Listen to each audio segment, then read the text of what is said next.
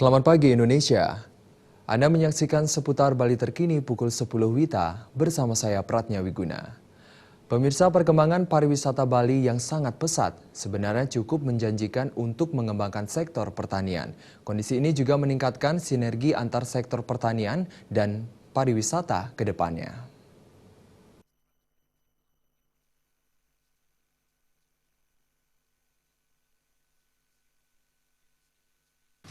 Anggota DPR RI Gede Sumarjaya Linggih mengungkapkan pesatnya kemajuan pariwisata di Bali saat ini sangat memungkinkan untuk mengembangkan berbagai macam komoditas pertanian.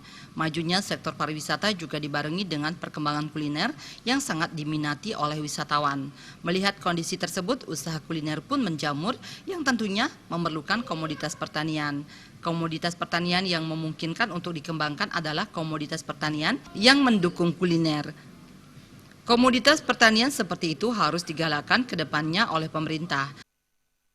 Kalau kita melihat sekarang pariwisata kita, ini sebenarnya sangat memungkinkan sekali untuk mengembangkan berbagai macam komoditas, yaitu komoditas pertanian. Kenapa demikian? Karena pariwisata yang sekarang ini dibarengi dengan kuliner. Kalau dulu mungkin mengambil standar makanan-makanan internasional, tapi sekarang justru kuliner-kuliner dalam negeri ini sangat diminati.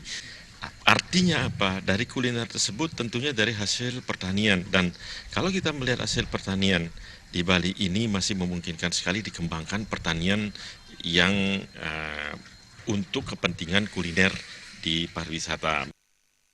Gede Sumarjaya Linggih berharap pemerintah memberikan sosialisasi dan informasi yang benar kepada masyarakat mengenai komoditi-komoditi pertanian yang mempunyai nilai ekonomis tinggi. Masyarakat yang sebelumnya tidak ingat bertani menjadi berniat menggeluti pertanian karena hasil yang diperoleh cukup tinggi.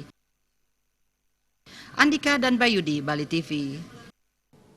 Kami akan kembali 1 jam mendatang. Selamat pagi dan sampai jumpa.